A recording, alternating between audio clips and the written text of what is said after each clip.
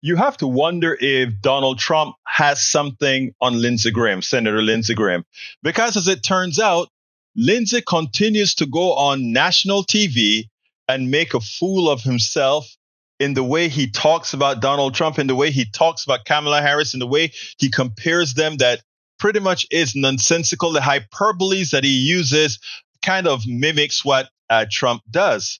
Well, you know who called him out today? Former Republican governor of New Jersey, Christie. And he called him out with his own words. And I tell you, if you listen to it, it makes Lindsey look even smaller. Check this out. We'll take it on the other side. Chris, it's really something to see the race so close. If anything, Trump maybe with a slight lead here at this moment, even with all that we've seen.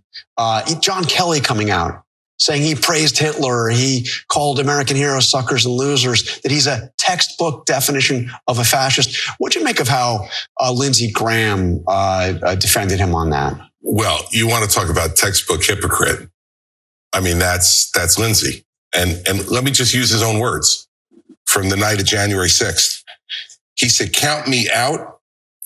I've never been more humiliated and embarrassed for my country than with this president."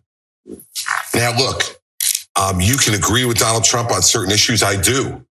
But if you believe that fundamentally he is an embarrassment and a humiliation to this country, how the hell did Lindsey Graham sit in that chair and look in that camera and say the things he said about Donald Trump this morning? This is why people hate politics, John, because they know that what Lindsey Graham said on the night of January 6th is what Lindsey Graham really believes. And by the way, you know it, and so does Donna. We on the inside know that's what he really thinks, yet he gets on this show and on that camera and gives a whole nother story.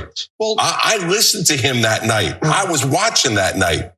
And I know Lindsey Graham, and I know Lindsey Graham when he was a friend of John McCain. So this is far beyond Lindsey Graham. I mean, we saw some amazing quotes from Mitch McConnell this week. He's just emblematic. So you have a lot of these people, and McConnell's answer to the criticism he had given of Trump, which is harsher than what you just read from Lindsey Graham, is it pales in comparison to what J.D. Vance said about him. So this is across the board. Well, look, it's emblematic of what Donald Trump has imposed upon these folks and what they've been willing to accept.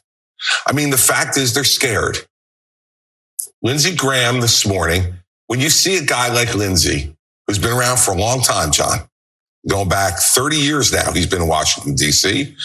And when you see him yelling like he was yelling this morning, that's a guy who's scared. He's putting on a show for the one-man show in Mar-a-Lago or Bedminster, wherever he is this morning, watching this stuff. And real American people understand that if that's what you said on the night of January 6th, that's what's in your heart and what you believe.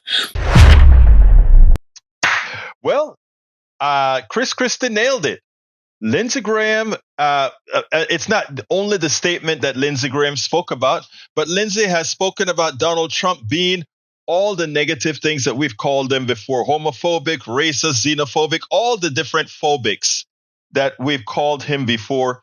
Lindsey has been one to do just that.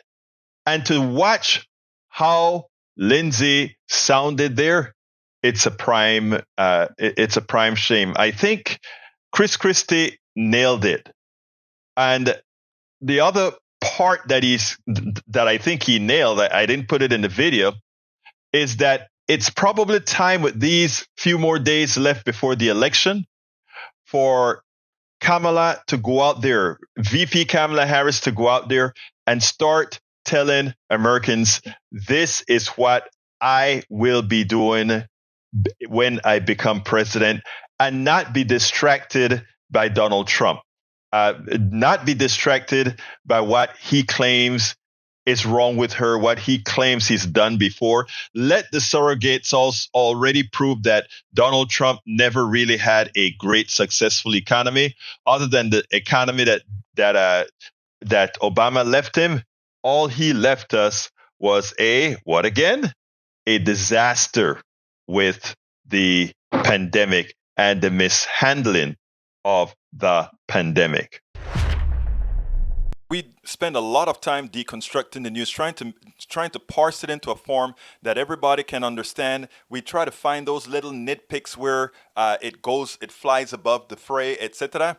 If you really like these videos that we do, I want to ask a big favor. Please go ahead. Number one, subscribe to our channel, and number two, please join if you can. Thank you so kindly for watching. Keep watching. Please remember to share. We must populate the entire internet with our progressive message, a message that we know is what most Americans say that they want. So help us, please join.